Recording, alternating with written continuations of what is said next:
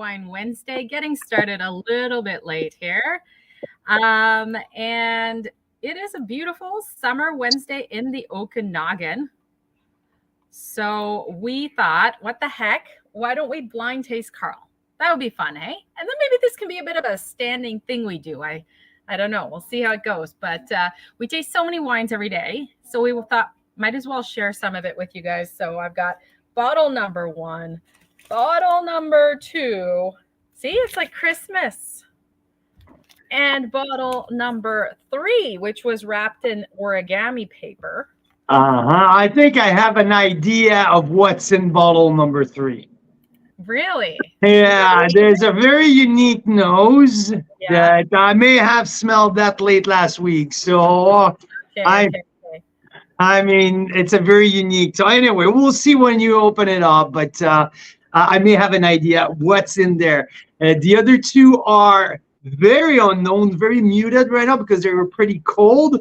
So, but it's going to be interesting. I mean, I can't wait.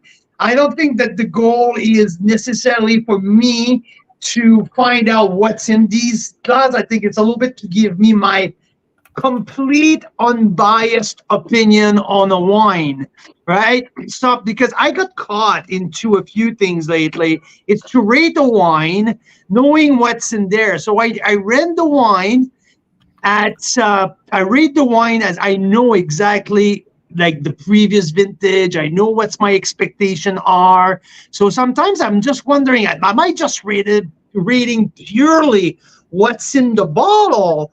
Or I rate the wine by, sometimes I rate the wine a little bit by reputation, right? So that's why I wonder if that's the case, right? Oh yeah, I wonder, right? I know I'm very, very hard on myself when it comes to the scores, and I don't want to overscore the wine. I really want to be thorough through my whole process. But you know what? There's nothing like tasting something that you don't know what's in the bottle, right? So some of the bias, right? Like completely. And wine is a lot about expectations, isn't it?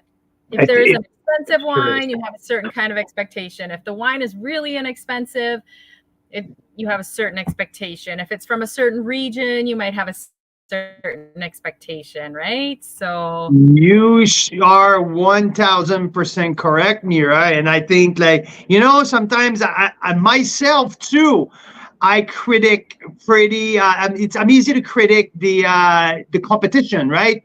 These guys don't have they're biased. They don't but they often say, "Hey, we're tasting blinds." So often I don't believe them because there's some there's some results sometimes that don't make a whole ton of sense. But hey, I just want to get back to the basic and taste without knowing at all what's in there. And again, it's not necessarily for me to find what's in the bottle. No, it's just to me to have a really clear appreciation, completely biased opinion of what I'm tasting. Doesn't matter if it's a Sauvignon Blanc, if it's a Sauvignon Blanc blend, or I know which Sauvignon Blanc it's in my glass, or I just want to go with a blank canvas, with in mind that I know, and I've rated the wines for 4 years now the exact same way, with the exact same scales, with the exact same thought process. So knowing that, you better have your price ready to go, Mira Boucher, when I ask the pricing of these wines too, because as you know, it's part of the thought process that I have since the very beginning. So the whole process of what we're doing, and I hope we're going to do that every week from now on. I want to bring the complete bias into the rating process, into the tasting process, without pretension, though. I don't I might sometimes look like a fool. I might call us a Cap Franc when it might be a Gamay. Hopefully not, but but it's not about that. It's about the score, how integral the process is in our operation, right? So yeah, that's a little bit of a thought process behind that. And I want to know. Leave a note in my in the comments where you are right now, on which platform you're listening. What is in your what's in your glass? And Mike, thank you, the average wine enthusiast. Thank you for commenting. Always my next comment. Comment on my new look here. Okay, I know my wife hates it. She doesn't want to say, but she's not a fan. But there's a story behind that. Okay, when you're a dad of three, when you're a dad of three boys, sometimes there's compromise to be made. So this is a little something for my kids. They wanted to go to the Metallica concert, and we said no. But Carl shaved his beard the way Metallica does it. Yeah, so growing up in the late 70s, all the 80s, I discovered Metallica really early on, and I was a big fan. And I still, in my adulthood, near to my 50s, a big fan of Metallica. My kids and I've been complaining since my kids started to play Fortnite that they spend too much time on their device and all of that. But guess what? Fortnite has introduced Metallica character in the game, and my kids discovered Metallica through Fortnite. And guess what? Everyone in the house now is rocking Metallica on a daily basis. So watching documentaries about Metallica with my young kids has been pretty cool to me, and they love the James Hetfield mustache. So they ask Dad to have a James Hetfield mustache. I'm not sure how long it's going to go. I promised my wife that it's not going to be for a long time. So yeah, here is the story behind the mustache here. And I need your score. Let's score my mustache on a scale of 100, okay? I want to see your score, Canadian wine lovers, Carl's Wine Club members. Guys, you who are listening right now, you know me for a while. So come on, I want to score. And remember, on Carl's Wine Club scales, below 88, we don't comment about it. There we go. Lorna really loves it. Okay, Lorna, thanks, Lorna, you are freaking awesome, Lorna. Oh, sad but true. Hey, should we dive in with the blind tasting, at least one of them? And yeah, let's start with wine number one. At about time, because that's our winery feature this week. We've got 8 amazing wines from TIME Winery in Penticton, Absolutely, including absolutely 5 that have Syrah, BC Syrah, and one that's 93 points. And yeah, I really want to dig into the Times portfolio. So let's go with wine number one here. Yes. Well, I had no paper bags, so I found we bought a freaking case through Uline. We have those paper bags. There's 10,000 in it. Sorry, and I don't want to put you on the spot, Mira, but the argument was we will have some for a decade. They are somewhere, but I had like very short notice on No, I'm just joking. I'm just joking here. I'm just joking. So, okay. So I thought was really creative, don't you think?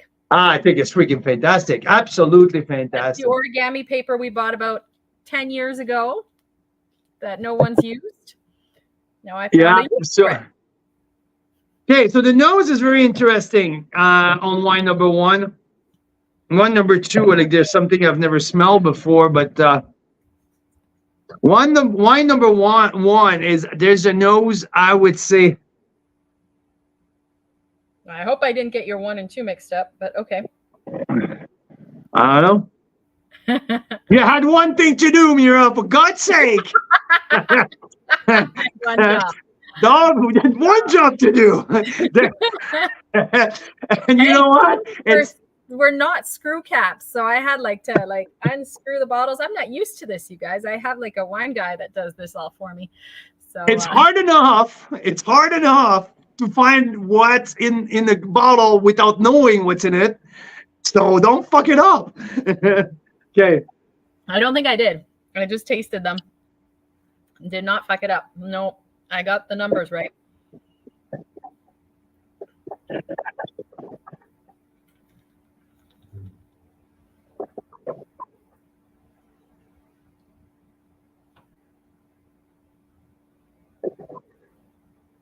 This is wine number 1. Tell me.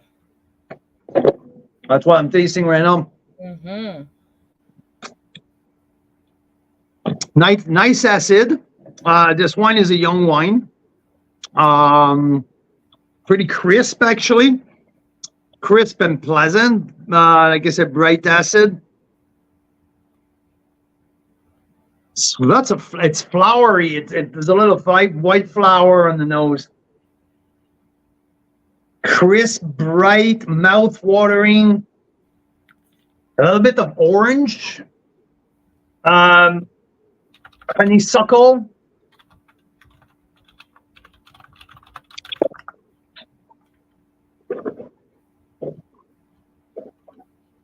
On the palate, it's citrusy, lead by orange zest, a little bit of melon, let's say honey melon on the mid palate.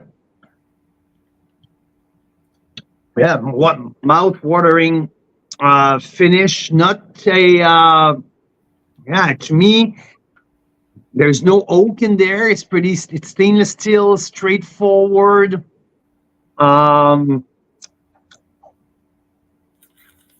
What could that be? To me, if this wine is under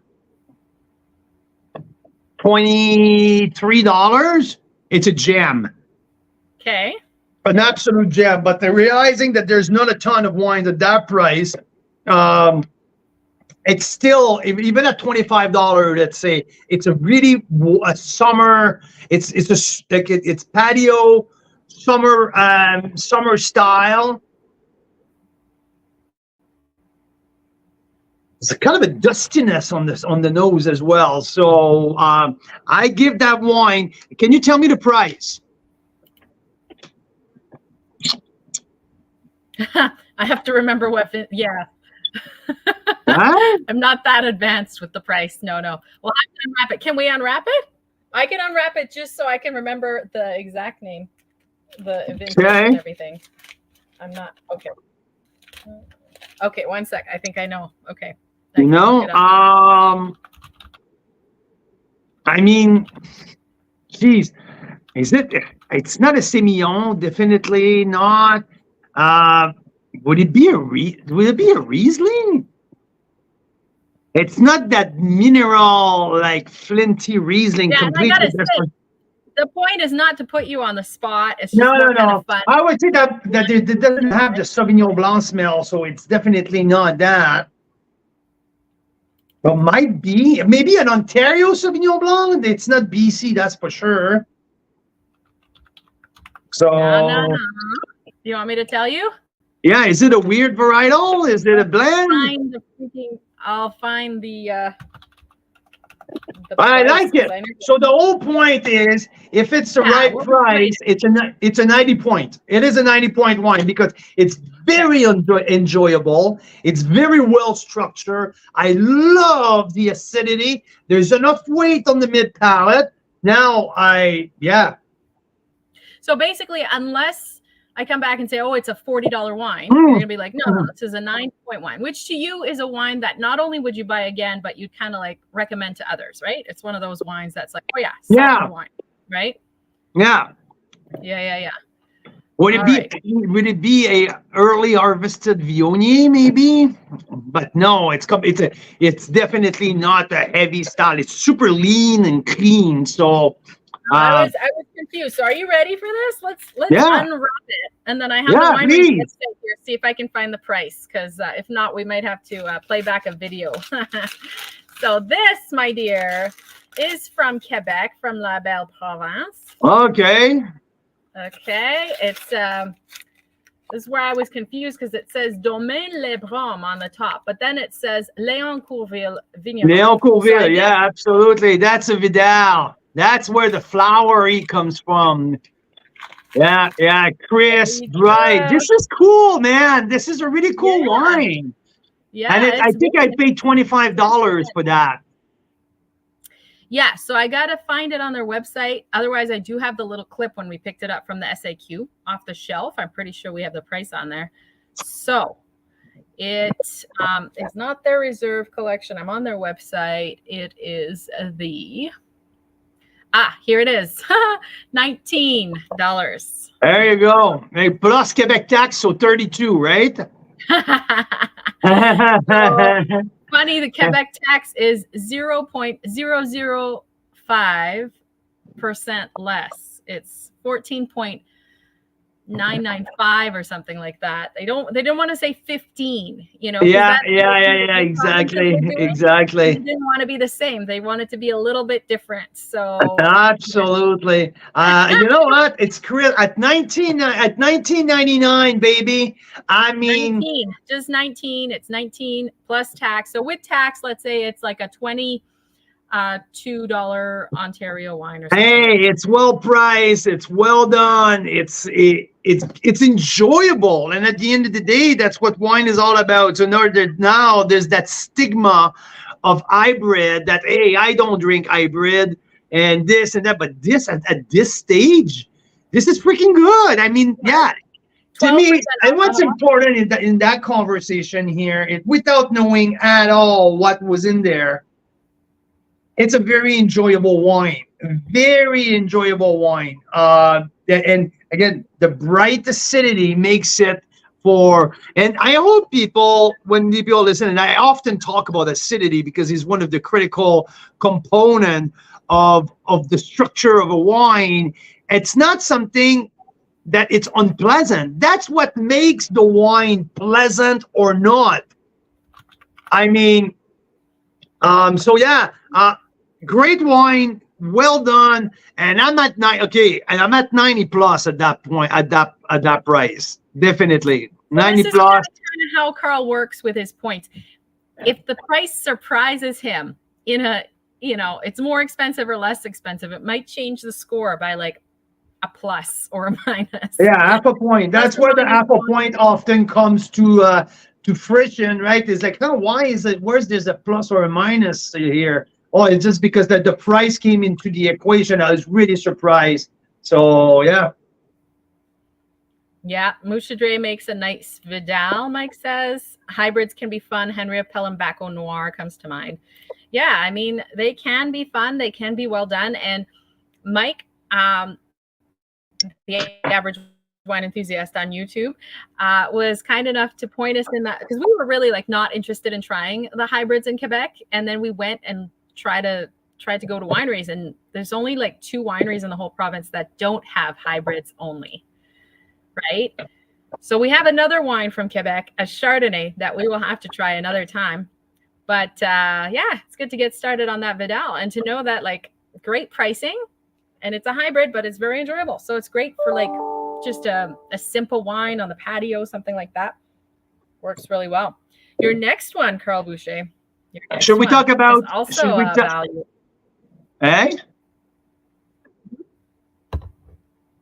I said it's also a value wine, the next one. Should we talk about what? Should we talk about Times? Because this is Time family of wine. It's Times week, and we have 5 Syrahs. 5 Syrahs available this week, and I was pretty excited about that. We've been working with Megan at Times for a while now to put that feature together. I mean, we've tasted a few outstanding wines lately from Time. One from the Evolve brand, which is the sparkling traditional method rosé that we've tasted in our rosé report a couple months ago. Absolutely fantastic. The top rosé with Divergence at 92 point of the rosé report, but also we had the rosé, their small lot rosé of Syrah, who was absolutely incredible. This week we have a very, very amazing value Saignée of rosé of Saignée Syrah, at 19.99. This little Jolly Rancher, fruity but bright and crisp with not too much residual sugar, well balanced, but such a crusher, such a crowd pleaser, such a summer bomb that I couldn't pass on that one. I wanted to put the small lot press wine, but I couldn't pass on this one. The offer was just too good. 19.99. I mean, it's in the low price of rosé that you can find, to be honest with you. And especially for Syrah rosé. Syrah rosé is pretty rare these days from BC. So good find, Carl Boucher. It was fantastic. It is fantastic. And I mean, they have maybe like 20 cases left of that. So, sorry, I'm just splashing myself with a little bit of a Riverstone here. Ooh, nice. Because I want to talk about Riverstone a little later. But yeah, so this Evolve Rosé, I give it a 90 plus. And this is going to be talked about one of the best value wine this year at the end of the year. 19.99. Everything you need for a great summer wine, it's in there. So that's for the first wine of the feature. Now, after that, we're going with two other wines who are not Syrahs. So the two only wines who are not Syrahs are the Kronos, Semillon, and Rieslings. So these two 2021 vintages from the Kronos brand, because I have to say, Time Family of Wine has three brands under their portfolio: Time, Kronos, and Evolve. And they have McWater's collection as a smaller sub brand, just for a short time, because those ones are almost sold out, I think. Yeah, and they're moving on that brand. And Evolve is evolving. Haha. Love that play on words. But yeah, Evolve is evolving. Evolve is now going on its own. They're opening the first sparkling house here in the Okanagan, the Evolve tasting rooms, where they're going to be focusing on small batch wine, but mostly on sparkling. And we have here on pre-release the Rosé Brut Evolve 2018. I tasted the previous version at 92 points. Absolutely stunning. Lots of champagne characteristic here with a little bit of a big brioche, but not overdone on that side. Crisp, bright, explosive on the palate, but also creamy and soft on the mid palate. One of the very best rosé bubblies of that rosé marathon we did a few weeks ago, right? And we had some big dogs in that category. We had some really experienced winemaker. We had example like Blue Mountain here in BC, and we had Cave Spring out of Ontario. Obviously, our regular superstar like 13th Street was one of the absolute best sparkling producer in the country. We had our Bellaterra star. We had Fred Wine. We had a lot of fantastic rosé. And this, alongside the Divergence Pinot Noir Rosé, was the very, very best of the whole lineup. And this, even over the Divergence, had most champagne characteristic. 2018 vintage, which I think was 48 months on lease. That's where I had more of the creaminess of the mid palate, but also that leasy champagne-like characteristic. So, yeah, this wine is. I gotta say something since we're on the subject of this bubbly. It was an amazing bubbly, really good. And this is what Carl says in the tasting notes, but you got to keep it on the down low, okay? They could charge me $100 for this wine and I would not blink an eye. That's how highly I think of this bubbly. Now keep that on the down low and get yourself a few. So the other thing you said about it is it goes for very similar to a well-made champagne with the exception of the price. It goes for less than half the price I would expect to pay for any premium champagne. So a very special bubbly. You can see the tasting notes. I'll put them in the comments here if you guys want to take a peek. Yeah, and this is in the bonus pick with a Magnum, with a nice Magnum of a 2014 Syrah. So yeah. So this is available. They only have 12 available at the winery. So and they give us 2 bottles in one. So it's the perfect thing for a party. Yeah, and if you do the math and you say, hey, that doesn't add up because it's $40 for the Syrah, the TIME Syrah, I'll keep in mind, this is a 2014. That Magnum is a 2014. So, I mean, every year there's a premium that you pay when they've been aging that wine for now 10, but they haven't aged it for 10 years because they took 2.5 years to make. But this wine, they've been holding on to these wines for over 7.5 years now. I mean, and it's always aged better in a big bottle. So yeah, that 2014, there's only 12 available, not 12 available for Carl's Wine Club, 12 available, plain and simple, at the winery. I was there looking on the shelf in the warehouse in the back. And yeah, I counted them. There's 12 available. There's already a few in order. So there's not a ton left for that in the world. So yeah. So these are the 2 bonus picks. I went a little backward while I was talking about Kronos. So Kronos is one of the other 2 brands of TIME family of wine. And we have the pre-release of the Semillon here. So the 2020 has won some award on the national stage. But the 2021, I got our hands on the pre-release, knowing that it's the fresh version. I like Semillon bright and crisp. And the Semillon is a rich wine at the base of it. But when it's just released, I like how fresh it is and that floral aspect with that lemon curd, lemon meringue that brings to it.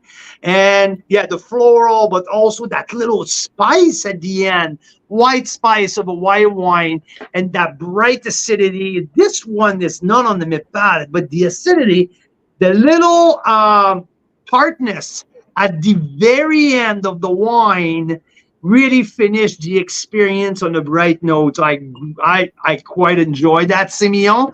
I believe that I gave it a 90 plus, correct, Mira, or close to that. I can tell you in a second. And also keep in mind at $22, 91 points. I rated the Riesling half a point higher because or Riesling or close to the 92, I believe. I really believe that the Kronos Riesling 91 plus for the Kronos Riesling, 91 plus again. Yeah. Yeah. Also at $23, very well priced. And there's not a plethora of outstanding Riesling here in BC. Intersection would make a very classic one. Synchromash is known for his Riesling portfolio. But outside of that, I mean, yes, Tantalus is one of the very top.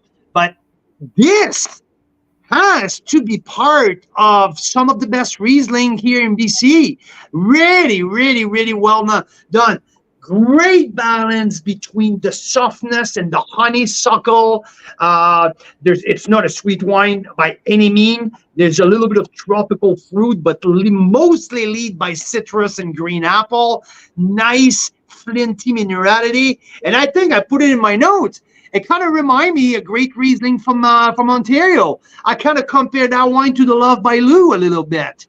So, and Love by Lou was one of the highest rated and mostly awarded Riesling of the 2020 vintage by Sue-Ann Staff, who she is the queen of Riesling. So very high praise for Lindsay Schatz, the winemaker for Kronos and Times. She's done a fantastic job with that Riesling. If you're a Riesling lover, I mean, this for BC, I tend to give the edge on Ontario Rieslings compared to what I'm tasting regularly. There's not as many Riesling in BC anyway. If you look at the amount of Riesling available, this is not even close. It's like comparing Syrahs from Ontario versus BC, right? BC produced or used to produce lots of Syrahs. Ontario, there's just a couple little patches of Syrah here and there. So it's kind of the same thing at the opposite of the country here with the Riesling. BC doesn't produce that much Riesling, but this one, I'm like, whoa, it really, really get my attention. So well done on that. 91 plus points. And it might take you back to Ontario if you're a Riesling lover and you love looking around. That was a little bit of my opinion. So, whoopsie. Whoop. Good thing it was empty. I helped you with that. No, it's not empty. Is the lid the lid is on. Oh, good. The lid is on. So we're good on it. So that's for the two whites. Now, all of the other wines available, it's all Syrahs. We have Chronos Syrah and Time Syrah, and we have Chronos Cabernet Syrah. So if you're a Syrah lover and you're listening to that tonight, and you're like, and I want to tell you, I don't want to be dramatic because that's not why we're here, but Syrahs are disappearing a little bit, to be honest. Like with the big frost that we had, there's a lot of replanting happening, and Syrah is very finicky. Syrah is very susceptible to frost. Syrah is very susceptible at an age of 12 to 15 years old to caught fatal disease. So because it's becoming more and more risky for our farmers and grape growers to plant and grow Syrah, we're seeing a lot of this Syrah being put out right now for other varietals as Pinot Noir, as Cabernet Franc, as Petite Pearl, as Alicante Bouchette, as different other things that our farmers are thinking that are going to be more resistant of the most more probable now frost that we're seeing with the change of our cycles. And so if you're a person who like to stock up on Syrah, I mean, having 5 Syrahs in the same offer is kind of a way to go about it. So let me get back to the one that I really, really love the most in that offer. It's the 2018 TIME Syrah. There's a few reasons why this wine had scored the highest for me. And I mean, this is, in terms of score, this was fairly obvious because Mira and I don't remember, we tasted the Cap Syrah and the 2 Syrah side by side, and all like on the nose, we were like, holy smokes. This was so elegant on the nose, and that's the first one, your first glass that you're attracted to, right? And now you keep going and you smell, and not saying that the other two didn't smell good, and this one was really, really sexy on the nose. You're like, holy crap, okay. So we started to taste. Oh, absolutely. I mean, the other two are fantastic, but this one was like, holy smokes, so elegant, feminine, beautiful, sexy, and and also almost mythic and like hard to describe. Beautiful aromas, but flavors of black cherry, blueberry, a little bit of smoked meat, all of the beautiful classic characteristic that I'm looking for a Syrah. I had them all there, and that white pepper finish who lingers like forever in our wine.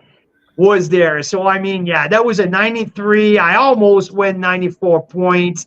My only reason why I didn't go that high at 94 is I'm not sure how much longer it's going to stay at this peak. So I'm at 93 and I feel very comfortable. That wine has aged gracefully and is at the top of its curve right now. There's 5 cases of that left, and this is going away. That's not going to be on the library shelf or anything. It's gone. It's gone. But yeah, beautiful, elegant, feminine Syrah. Your opinion, Mira, because you tasted it. I want you to give you a little bit your opinion on your own scale. Yeah, I think Syrah is one of my favorite varietals. So there's my bias. I like them all. I love that Magnum, the 2014 Magnum. We actually had it last summer after the rosé vertical tasting we did here. And it was beautiful with our pulled pork. And that 2018 was probably the standout for me, but I have to say also I love them all. The Kronos, I believe, was the one that... The Cab Syrah? Yeah, the Cab Syrah. And let's see here. So that's the Kronos Syrah. The Kronos Syrah is a little bit more rugged. Not as much. I liked it more on the second day. So that tells me that in time, this wine absolutely. Not at the same place on the curve, definitely. This is from the 2020 vintage, 2 years younger, so it makes sense. But a little bit more on the darker fruit, not as much finesse. I gave it a 90 plus, I believe. I mean, this is Syrah, but on darker fruit, a little bit more medium body in terms of density and concentration. I mean, good Syrah. Interesting to see where it's going to go in the next couple years. But I mean, when you like different style, that's a little bit like, that's the great things with the way that they make Syrah. I would believe that this might have some American oak in it with a little bit more vanilla component on the mid palate. Also a little bit more black pepper at the end, a little bit more masculine, not as delicate as the other one at the time, but also a great wine. Definitely something with some smoked meat on the like a brisket or like that. I'd love that. I'd love that. So yeah, and one of a very intriguing wine in that lineup was the Cab Syrah. The Cab Syrah from Kronos. I really enjoyed that because I remember being in a seminar with you, Mira. We had a round table with probably 60 experts and people from the industry in the Okanagan 4 years ago, not debating, but not debating, but I would say just discussing what should be the iconic blend of South Okanagan, what that should wineries hang their hat as a region, as the regional blend, right? Like, I mean, like it's easy. Like you go to the Northern Rhone, that they do Syrah Viognier. You go to Washington State, they have their own blend. You go to California, it's Cabernet Sauvignon with a little bit of Petit Verdot. Like each region have their classic blend that vintage in and vintage out, they can hang their hat on something that they know it's going to work every year.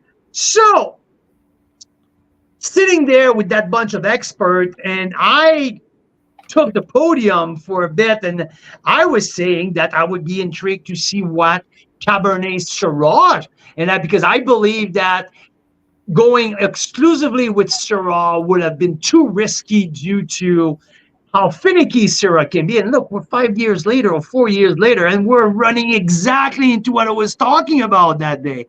And that's what I was pushing for.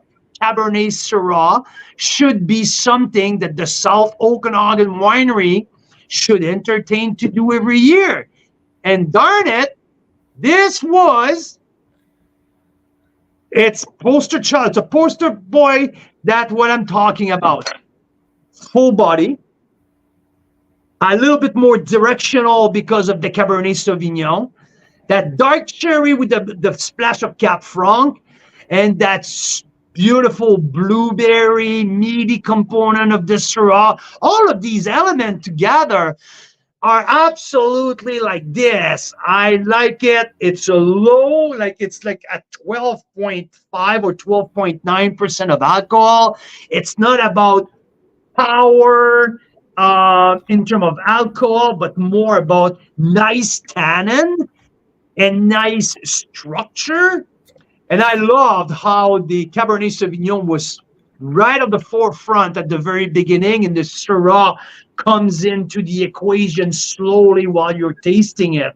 I greatly enjoyed it. I thought that the finish was very complex. I thought that past mid palate, there was multiple layers coming at you from dark fruit, from red fruit, from multiple different styles of spice. The oak definitely shows, but doesn't stick out. But that little like Christmas baking spice, that vanilla, maybe a bit of coconut. Like there were so many great attributes to that wine. And I went to 92 plus point. I was right in the verge of being like, wow, like really, really close. So an interesting wine to say the least. And that I would put in my cellar for 5 years and see how's that look right at the turn of the next decade. I would be very intrigued to see what's happening in 2028 about that time with that wine.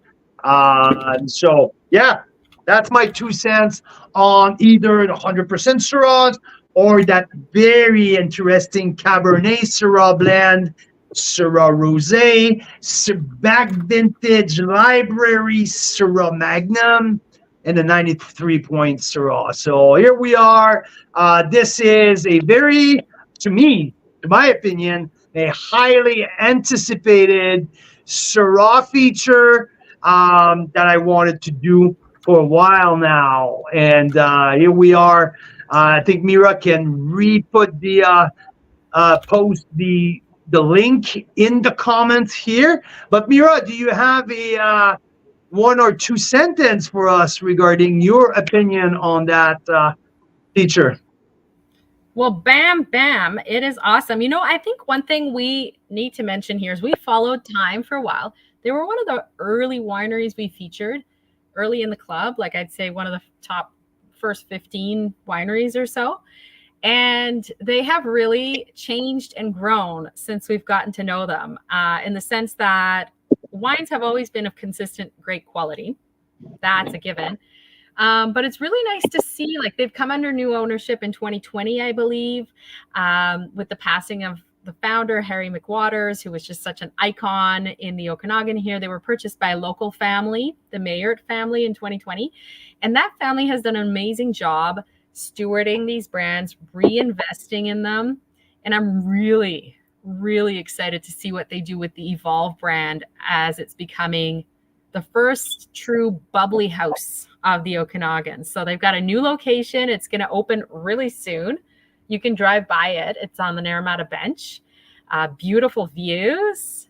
And it's going to be really predominantly bubbly focused. So I just can't wait for that because I can see us going, Carl, having some oysters and bubbly, having some whatever they'll do there, chocolate and bubbly. Who knows? There's so many. I totally understand. I totally agree with you, Mira, because the Okanagan, the Naramata Bench, the Penticton area really deserve that style of upscale, the place that you want to be on a Friday happy hour, that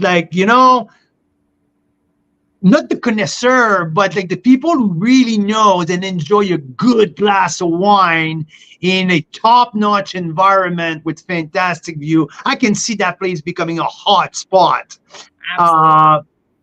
in the Okanagan. If That Evolve Rosé Sparkling Traditional Method right there. If it's the new standard for Evolve, holy shit, sign me up, baby. Sign me up because this, if it's the new business card that Evolve and Lindsay Schatz, the winemaker, are going to give out to people and say, that's what we do now. Ha! It is really freaking cool. Absolutely. So now, I was hoping to have someone from the winery with us tonight to give us a little bit of update on the new location, when it's going to open. Well, guess what? We might head over there because you can drive by. I know the address. I know people who have driven by. We can take a look and maybe give you guys a little update in a post in the next day or two. That would be pretty fun. That would be really cool. Absolutely. So, I mean, this is an exciting offer. I mean, I said it already, but I will like I said again, if you want to, if you're collecting some large format or you're looking for something cool to offer as a gift or for a cool occasion, this is the perfect thing to do. And like I said, all of the other Syrahs or non-Syrahs are really, really good wines. So here we are, TIME Family of Wine, Evolve, and Chronos here at Carl's Wine Club for this week until Sunday. And we have a little flash feature coming up next week, just so you know. It was not. We even had some members stop by. What, about 2 hours ago? There's George and Chris. They came by and George picked up his rosés and we tasted some more rosés. One of Tempranillo, a rosé of Tempranillo, and one of Montepulciano. The newer vintage, not that vintage. Or no. That's the Merlot. We didn't taste that together. That's the Merlot. Not this afternoon. We tasted it with other people over the weekend. Yeah. And this. So, Montepulciano Rosé, it's not the 22. That's the 23 in the bottle. The 23 is getting released alongside with this one, which is Tempranillo. So we have Tempranillo Rosé versus Montepulciano Rosé. That was really cool. Tasting those this afternoon side by side with our friends and members, George and Chris. That's awesome. Going to be something pretty cool. 2 wines of Montepulciano, 2 wines of Tempranillo coming. That was not in the plan. It was not on the schedule. I got a text from the old man. I like to call it the old man, but to me, he's a legend. To me, he is a incredible storyteller. He's an incredible farmer. He's an incredible man. And I love him a lot. His name is Sal D'Angelo. He's an absolute legend of winemaking. Sal's from Ontario, moved to the Okanagan in the very early 2000s and bought a piece of land on the Naramata Bench. And he's been doing his stuff. He's been farming his red wines. He was the first one to plant Petit Verdot on the Naramata Bench. He was one of the first to plant Cab Sauv on the Naramata Bench and telling fuck off to everyone who was telling him that he was crazy to do so. But incredible talking to him. And when he sent me a text and he said, hey, I want you over, let's come and chat.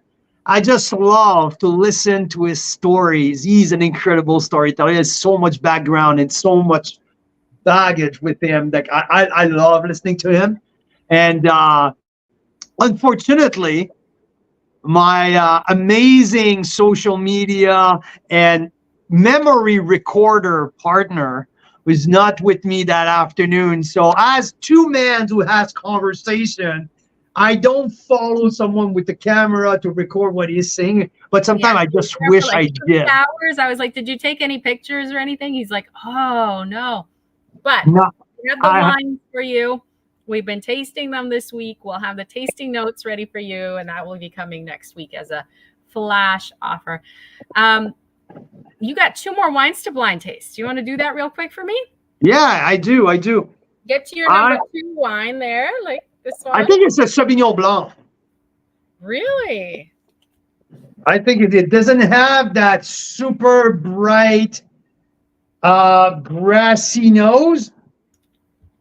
It's not that very obvious Sauvignon Blanc, but it's a little bit more like, I would say, Lincoln Lake Shore. Not Lincoln Lake Shore, but the Lake Shore appellation in Niagara on the lake, where Bellaterra, I'm not saying that it's Bellaterra, but that's kind of a little bit has that profile. Okay. Well, tell me a little more about it. Describe the wine for me, because it is not a Sauvignon Blanc, but I can see where you get that, because it has that similar kind of finish, that similar kind of zinginess.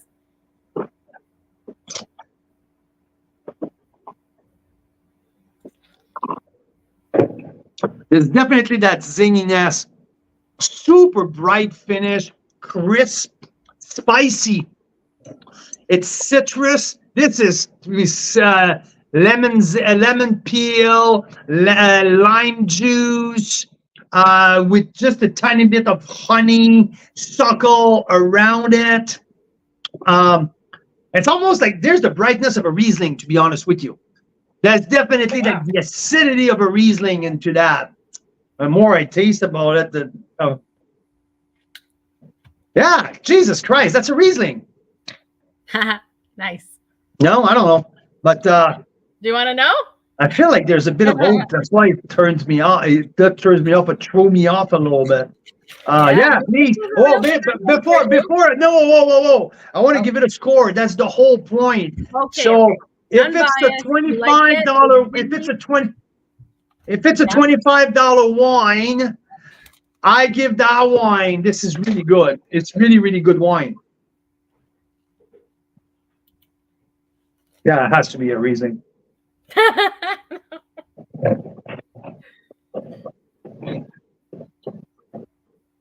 No, it's not. That's the fucked up part with when you don't have a clue what's in your bottle. This is a 90-point wine. Okay. This is a 90-point wine. I think it's a young wine. Okay.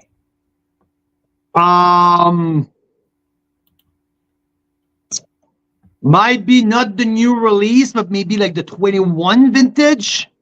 There's a little bit of caramel in that, which is, but it's really bright, really zingy. So tell me. Bright, zingy, awesome. What if I told you it's actually $16.75, including tax? Okay. $16. So, yeah, you might get a little plus on that 90. And what if I told you it is a 2019 Chardonnay? What? Unoaked, obviously, from the St. David's Bench. And it was made by the students at Niagara College. I don't know shit about wine. But yeah, it was made by the students at Niagara College. So it's kind of fun. They have a teaching winery at Niagara College. We are going to visit it later. That's good for my, like, you know, like when you work on your humility, like you want to be humble, right? You work on yourself and you don't want to take yourself too seriously. Oh, fuck. Look at that. Like how I pretend to be Mr. Chardonnay. I can't fucking figure it out. So, okay, I can tell you why. It is, like you said, a very zingy Chardonnay, and it can easily be sort of seen as something else. Now that you know it's a Chardonnay, though, are you getting the Chardonnay? Yeah. But that's a good one. That's a good one. I mean, for the price point, it's really cool. You're supporting the teaching winery, which is really cool. Who's the lead on that one? The name is on the bottle. Oh no, it's not the Dean's List. Okay. No. So they have 2 or 3 lines. This one's called the balance line. We'll chat with them. Yeah, there's a little salinity on the. If you taste it, there's a little salinity. Yeah, so they have one that's called the Dean's List, which has a cute report card on it with signatures of like who mentored the student and who the student was and stuff like that. But and there's some pretty good winemakers who were part of that program. So yeah, very cool program at Niagara College. So thank you for that. And now your last one. Quick, quick. Well, this is the D'Angelo Tempranillo. You can't forget that nose. I can't miss that one. I mean, I tasted it on Friday. It smells fortified. I mean, we don't have a ton of that, and to be honest, when I spilled it, when I poured it, I had a whiff. I knew what I spilled it when I saw the color on the counter. On the counter. Dark. Look at you cannot see through that. So I have a fun story about that wine. And Marcel Morgenstern and Lou Puglisi were here in the Okanagan their first visit 3 years ago. And we went to visit the old man. We went to visit Sal because they knew him from his day in Ontario.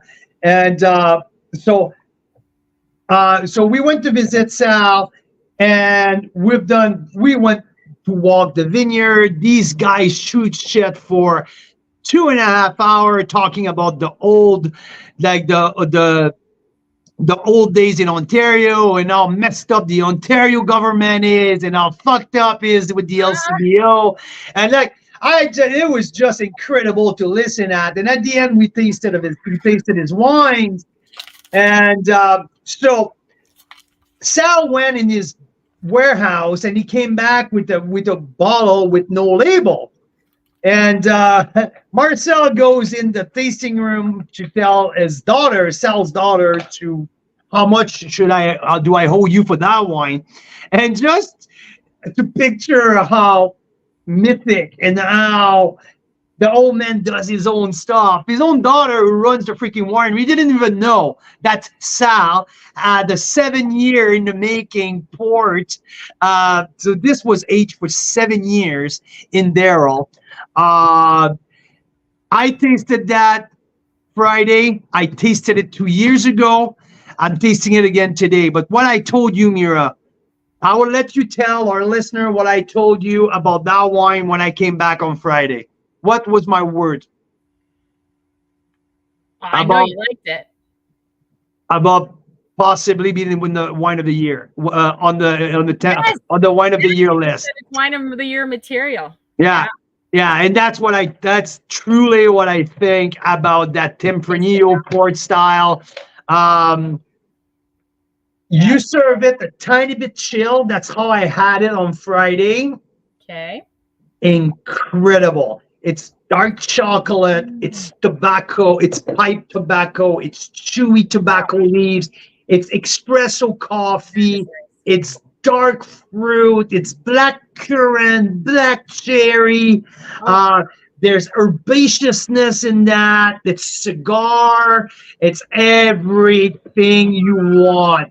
Okay. This with a little scoop of a very nice vanilla ice cream, with the perfect summer dessert. You don't need like a big cake in the summer. You just need this glass of wine right here as your dessert. Sorry, Mira. Plug the ice cream. Yeah, you probably don't need the ice cream with it. Yeah. It's rich, but it's fresh. Yes. It's not rich and heavy. It's 18.9% alcohol, so it's not 18.9. Mira, what do you have on the label? It's not on the 9. 18.3. 18.3. And get this.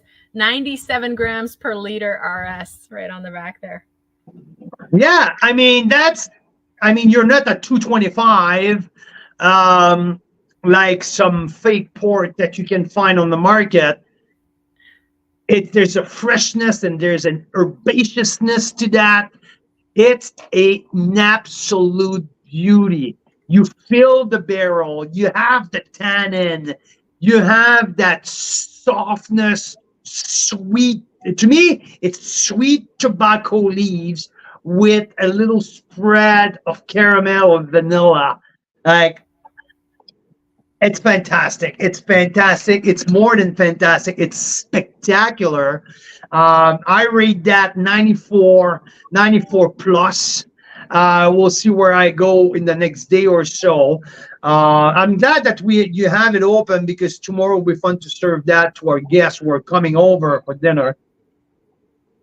Exactly. I figured, this is one of those that will last more than it'll probably be even better tomorrow. So we have some members coming over for dinner. We'll crack that one for dessert.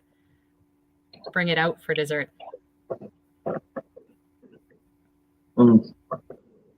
This when Carl is like really excited about a wine. He gets all excited when he's like, yeah, tasting it. And I can go full of attitude with this now, right? I just can be like, James Hetfield, baby. Yeah, yeah. Yeah. And there's still, like I said, it's not heavy. My mouth is watering, right? So there's an acid here who maintain the balance between the ripeness, obviously, the distilled part of it, the fruit, the chocolate, the barrel, but there's that bright acid completely lift the whole thing. There's even a little mint eucalyptus component of it. So yeah, Tempranillo. So we're gonna have 2 Tempranillo, a rosé and a port style, and 2 Montepulciano, a rosé and a red. So, like I said, it was not on the schedule. It's just a little text from Sal say, "Hey, I'm bored. Everyone's on vacation. How about you come and see me at the winery?" That's exactly how everything unfolds. And yeah, my only regret it's my wife, my business partner, wasn't with me to capture that moment, that 2.5 hours of conversation that I had with the old man is just incredible. Like I tell you, I have goosebumps. And this in my glass, I mean, got to be careful because I don't think Sal watches these shows. But if he ever does and he finds out that you call him the old man, I don't think that's good. I don't think that's good. Maybe not. I mean, I say that with all the respect. I say that respectfully because he has so much wisdom and so much experience. That's where it's coming from. The why I call it the old man. Yeah, I like it. Thanks, Mike. I know what you mean, but. And absolutely, this is truly a sign of respect to me, mentioned seeing it that way. And I hope that coming from my kids call me a fucking dinosaur, which I don't think it's a sign of respect. I just minus the swear words, so it's a little cuter that way. Yeah. But no, I truly say that in the sense that he has such wisdom and so much experience and all that. Anyway, he's a sage. I get what you mean. So yeah, love it. Well, whoa, wait a minute. What's your score on that? Whew. It's at least a 93 in my books. Oh yeah, for sure it is. 94. Yeah, I could easily go 94. I mean, I'm above that. I'm above that. Drink a glass, actually, quite a bit. I'm above that, to be honest for me. Okay, because when Carl says wine of the year material, that means at 95 or higher. Yeah, there is a smoothness to this wine that I don't think I've ever had in a fortified. At least not a fortified, like. Yeah, I don't drink fortified very often, but I've had maybe 7 or 8. That's the best we had. Like it by a mile. Yeah. From here. But let me recap to you. Wine of the year material this year. I mean, top 10 wine of the year. Ferox Merlot. Obviously, Leaning Post 548 Chardonnay clone.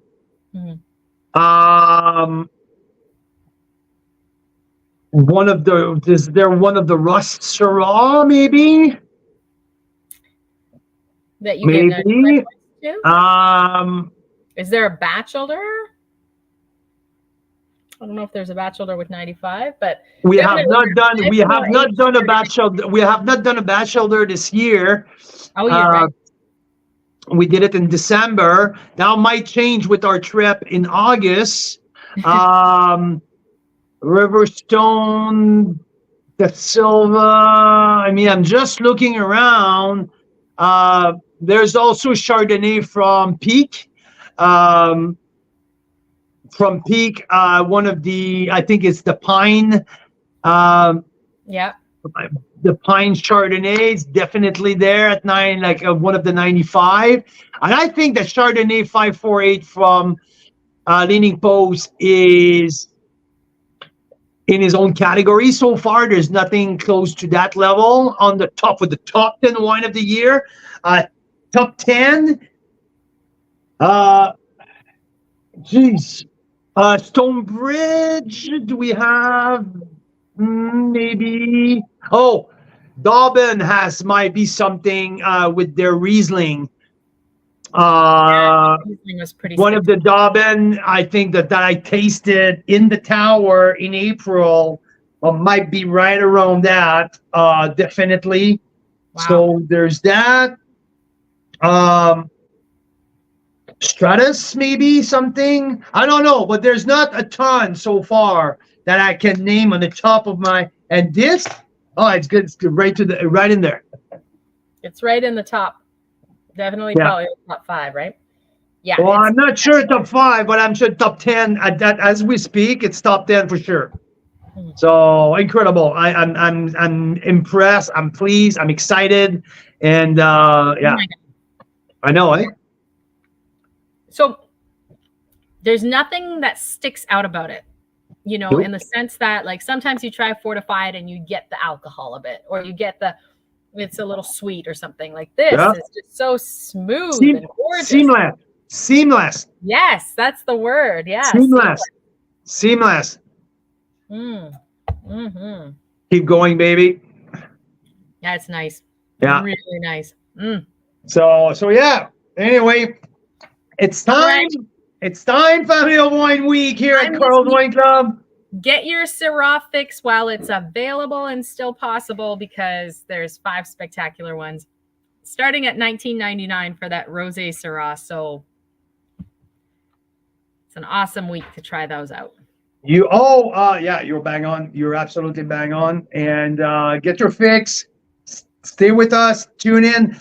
September at Riverstone, September 21st. Outstanding events that we're going to throw out as our BC Winery of the Year on the 21st of September. Join us. We have some space. We haven't started to push yet, but it's worth it. It's going to be an incredible experience where we're going to taste a ton of back vintage library wine. We're going to do a progressive tasting throughout the property, something that we've never done before. So join us. Yeah, that'll be a lot of fun. And maybe 2 more tickets for the Bachelor, maybe, if so. The Bachelor, I think we're going to upgrade our bus. Right now we are sold out of the current bus, but I am in touch with the bus company and we think we can upgrade it. So we could probably have like 6 more people. If there are still some people interested in the Bachelor, that's why we haven't called it fully sold out. We will upgrade our bus and we can have room for a little bit more. And it's going to be a lot of fun. I'm so excited to see Mike, Daryl's coming with Sandy. Rumor has it Sandy might bring some macaroons potentially, but there are some amazing things we'll do with the vineyard touring with Thomas Batchelder on Friday, August 30th, and on the 31st, the Saturday of a long weekend. But we have some amazing winery partners that are going to give us the Carl's Wine Club behind the scenes tours at wineries on Saturday, including lunch at Fairrock. So that is in the works. It has not sold out yet because it hasn't been officially announced yet. But if you're interested, DM us. We're going to be winery touring Niagara-on-the-Lake specifically for wineries. So there's 3 wineries confirmed. Yeah. So far, I'm waiting for an answer for the 4th one. 10 a.m. It's going to be Stratus Vineyard. where we're going to visit the whole winery, see their gravity flow facility, and we're going to focus. The theme of that visit at Stratus would be the vessels. So we're going to focus on what they do with amphora versus their neutral barrel versus concrete versus terracotta. So we're going to do these side by side, same vintage, same varietals in different vessels. So that's going to be the focus at Stratus. I have that confirmed this morning, and Dean, the winemaker, are super excited to host us. So it's going to be really cool. We're gonna move from Stratus to Ferox, and at Ferox we're going to be focusing on food and wine pairing. They have a great kitchen on site. We're going to do probably a 3-course lunch with pairing, and we might try to focus on old and newer wine. So a little bit of a contrast here between older and newer wines. Moving from Ferox, we're not sure if we're going to go to Big Head, which has not confirmed yet.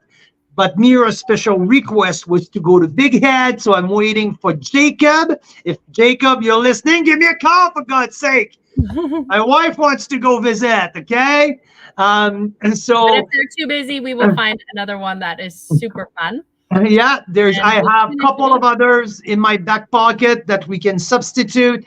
And from there, we're going to finish the day at Bellaterra, obviously. We would not tour Niagara-on-the-Lake without stopping at our best friend in the industry, at Bellaterra. And at Bellaterra, we're going to do a blending session. We're going to make our own white blend. And we're going to do a little competition. Who's in Carl's Wine Club members makes the best white blend of all? That would be fun. It's still in the works, so we'll see. Those details might change slightly, but they should be all wrapped up. But the one that I just gave you won't change. These are all... Oh, yeah? Oh, yeah. These are... I had the conversation with all of the wineries, so... That's except awesome. for the third one. So fun. That's super cool. Well, yeah. Hopefully we'll see some of you guys in Niagara or in BC, September 21st in BC. And hopefully you guys have a fabulous Wine Wednesday. Cheers. Canadian wine lovers. Carl's Wine Club members, have a good week. Talk to you next time.